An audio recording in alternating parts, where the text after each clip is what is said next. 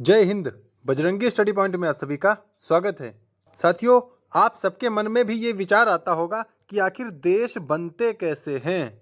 क्या हम लोग भी अपना देश बना सकते हैं या जिसका मन हुआ वो अपना देश बना ले। तो बात करेंगे कि देश बनने के लिए, देश बनाने के लिए सबसे जरूरी क्या है। क्योंकि भाई कुछ बातें तो होंगी ना जिन्हें पूरी करने के बाद ही कोई एक देश बनता होगा। तो बात करेंगे वो सबसे जरूरी बातें क्या हैं, और सबसे इंपॉर्टेंट ये है कि देशों को मान्यता कौन देता है। यानी कौन कहेगा कि भैया हमने उनके देश को मान लिया है, उसके बाद सभी देश मानने लगेंगे। तो सबसे पहले कौन बोलता है और इंडिया को देश किसने माना। तो जिनको भी ये लगता है कि वो एक अपना देश बनाना चाहते हैं, तो भैया आप लोग ये सारी चीजें फुलफिल कर लो, फिर अपना देश तैयार कर लेना। ये 4 बातें होनी चाहिए जिनसे आप अपना देश बना सकते हैं। कौन सी हैं वो 4 बातें, उन सब कुछ यहाँ पर डिस्कस किया जाएगा और वर्ल्ड ज्योग्राफी का बेहतरीन कॉन्सेप्ट आपके साथ डिस्कस किया जाएगा। इस वीडियो के बाद आपको कोई डाउट नहीं रहेगा कि कोई एक देश बनता कैसे। चलिए स्टार्ट करते हैं वीडियो को। सबसे पहले बात करेंगे किसी देश को बनने के लिए 4 सबसे जरूरी बातें हैं। अगर ये बातें फुलफिल नहीं होती तो फिर कोई भी एक जगह को देश नहीं माना जाएगा। जिसमें सबसे पहला है लैंड या जमीन। यानी किसी एक जगह को अगर देश बनना है तो वो लैंड या जमीन का हिस्सा रखे। ये नहीं कि आप पता चले हवा में ही देश आपने बना लिया। तो भैया कुछ न कुछ जमीन होना चाहिए, कुछ न कुछ उसका लैंड का पार्ट होना चाहिए जिस पर आपका देश होगा। तो जमीन का भूभाग आपके पास होना चाहिए ताकि आप अपना देश स्थापित कर सकें। दूसरा सबसे इंपॉर्टेंट है पॉपुलेशन या जनसंख्या। क्योंकि अगर आप एक देश बनाएंगे तो उसमें लोग रहेंगे, और अगर लोग ही नहीं रहें तो उस देश का कोई मतलब नहीं है। तो पॉपुलेशन या जनसंख्या का होना बहुत अनिवार्य है। ये दूसरा सबसे इम्पोर्टेंट क्राइटेरिया है फुलफिल करने के लिए, अगर आपको अपना देश बनाना है तो। नहीं कल को पता चले कि कोई आदमी 2-4 लाख जानवर लेके आ जाए, बोल दिया कि हमने अपना देश भैया बना लिया है, तो ऐसा नहीं हो सकता। उसमें जनसंख्या होना चाहिए, यानी उसमें लोग रहने चाहिए, लोग। तो सबसे पहला आपके पास जमीन होनी चाहिए, दूसरा उसमें लोग रहने चाहिए उस जमीन में। चलिए मान लिया 2 बातें आपने तैयार कर ली। तीसरी बात आपके पास सरकार होनी चाहिए, और सरकार होने के लिए आपके पास फंड भी होना चाहिए। खैर फंड तो आ जाता है, लेकिन सरकार होना बहुत जरूरी है, क्योंकि सरकार लोगों को कंट्रोल करती है। कंट्रोल इन द सेंस भाई रूल्स और रेगुलेशंस बना के लोगों को कंट्रोल किया जाता है, और उसी से फिर देश चलता है। तो सरकार का होना बहुत जरूरी है। बिना सरकार के आपका देश नहीं बन पाएगा। यानी अगर कोई चाहे कि घर वाले मिलके ही शासन कर लें तो ऐसा नहीं है। आपकी सरकार होनी चाहिए, प्रॉपर आपका कोई पार्लियामेंट होना चाहिए, कोई हेड ऑफ स्टेट होना चाहिए जो आपके पूरे देश को रिप्रेजेंट कर सके। तो तीसरा सरकार होना चाहिए। चौथा सॉवरेंटी, संप्रभुता। ये क्या होता है? ये थोड़ा टेक्निकल टर्म है, लेकिन मैं इसको आपको आसान भाषा में समझाता हूँ। इसका मतलब ये है कि कोई एक देश जो बनना चाह रहा है वो किसी दूसरे देश से संबंध स्थापित करने की क्षमता रखता हो।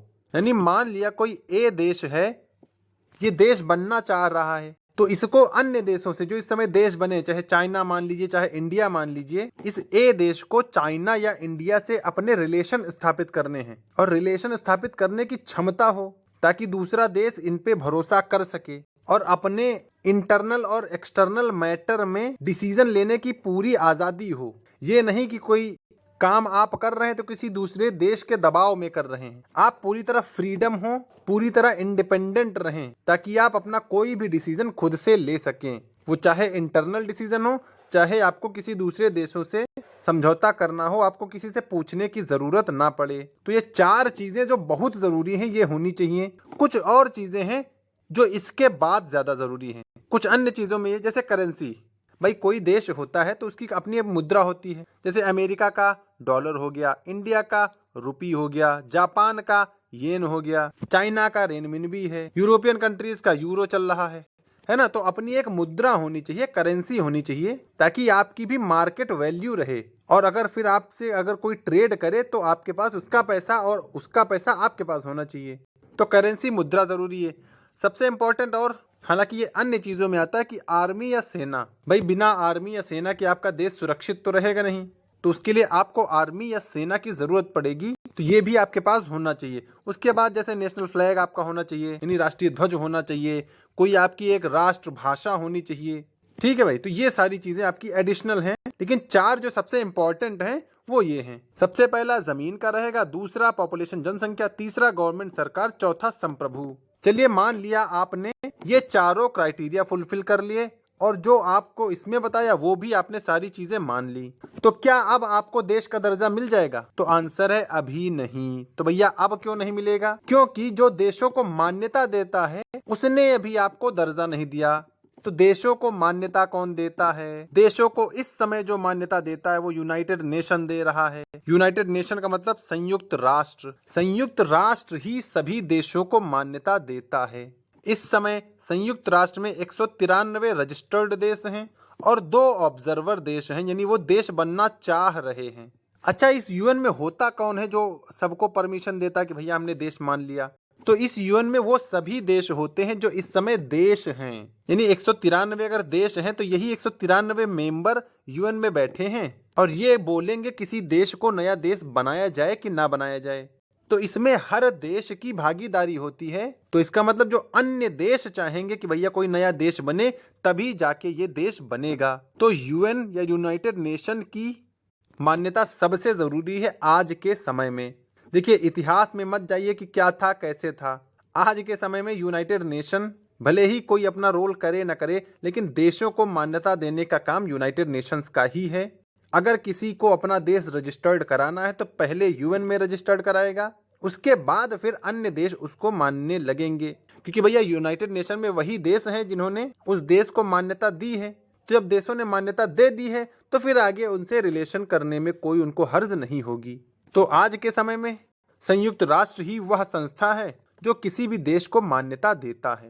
यानी आपने जो भी देश सुने हैं उन सब को मान्यता यूनाइटेड नेशन देता है। और हाँ, यूनाइटेड नेशन में हर देश का झंडा लगा होता है और हर देश के वहां पर प्रतिनिधि होते हैं और अपनी जो भी बात होती है वो वहां पर रखते हैं और आपस में भी एक दूसरे देश के साथ वहीं पर समझौता भी कर लेते हैं। तो आप यहाँ पर ये लाइन से लगे हुए झंडे देख सकते हैं। 4 लाइन है झंडों की, अगर आप गिनना चाहें तो यहाँ पर गिन नहीं मिलेगा, इसीलिए फ्लैग आपको यहाँ पर सारे दिख रहे होंगे। तो सभी देशों को मान्यता दिया किसने है? यूनाइटेड नेशन ने। यूनाइटेड नेशन में कौन है? सभी देश ही हैं। और ये आप पूरा एशिया का मैप देख सकते हैं। एशिया में पूरे 48 देश हैं। इन सभी 48 देशों को मान्यता यूनाइटेड नेशन ने ही दी है। एक आप यहाँ पर देखते होंगे, इजराइल के आसपास है एक पैलेस्टीन। पैलेस्टीन नाम का देश या पैलेस्टीन नाम की जगह भी देश होने की सारी क्राइटेरिया फुलफिल करता है, इसीलिए ये ऑब्जर्वर देश में है। और आपने हांगकांग का नाम सुना होगा। हांगकांग ये चाइना का एक पार्ट है। ये भी एक देश बनने की कोशिश कर रहा है, लेकिन अभी इसको किसी ने मान्यता दी नहीं है। और एक जगह है ये ताइवान। ताइवान भी अपने आप को इंडिपेंडेंट स्टेट मानना चाहता है, लेकिन इसको भी किसी ने भी मान्यता दी नहीं है। और किसी ने क्या, जब तक यूनाइटेड नेशन मान्यता नहीं देगा तब तक इसको मान्यता नहीं मिलेगी। तो आपको जो भी एरिया दिख रहा होगा, जो भी पार्ट दिख रहा होगा, जो भी बाउंड्री दिख रही होगी जिस भी देश की, उसको यूनाइटेड नेशन ने रेक्टिफाई किया है। हालांकि कुछ विवादित चीजें होती हैं जो यूनाइटेड नेशन की कंट्रोल से भी बाहर होती हैं, लेकिन फिलहाल यहाँ पर देश की बात है तो देशों को मान्यता यूनाइटेड नेशन ही देगा। हमारे इंडिया को मान्यता यूएन ने दी। प्रेजेंट टाइम की मैं बात कर रहा हूँ, हिस्ट्री में क्या था वो अलग चीजें हैं। चाइना को मान्यता इंडिया यूएन ने दी, रशिया को मान्यता यूएन ने दी। यानी सभी देश यूएन में ही रजिस्टर हैं और यूएन से ही मान्यता प्राप्त हैं। ठीक है भाई, तो अब मुझे उम्मीद है आपको सारी चीजें क्लियर हो गई होंगी कि देश बनते कैसे हैं और देश बनने के लिए सबसे जरूरी क्या है और देशों को मान्यता कौन देता है। ये सारी चीजें अब आपको क्लियर हो गई होंगी। और चलते चलते मैं आपसे एक सवाल छोड़ रहा हूं कि यूनाइटेड नेशन का हेडक्वार्टर या मुख्यालय कहाँ पे है, ये आपको कमेंट में बताना है। किस देश में है? संयुक्त राष्ट्र का मुख्यालय किस देश में है, आपको ये कमेंट में बताना है। और अगर एग्जैक्ट जगह पता हो तो आप उस जगह को भी मेंशन कर सकते हैं। ठीक है भाई, तो आज का वीडियो कैसा लगा हमें कमेंट में बताइएगा। और वीडियो अच्छा लगा तो इसे लाइक और सब्सक्राइब कर लेना चैनल को, क्योंकि वर्ल्ड ज्योग्राफी के ऐसे ही बेहतरीन कॉन्सेप्ट आपको यहाँ से मिलते रहेंगे। तो आज के वीडियो में यही जानकारी थी। मिलेंगे नेक्स्ट अपडेट के साथ, तब तक के लिए सभी को जय हिंद।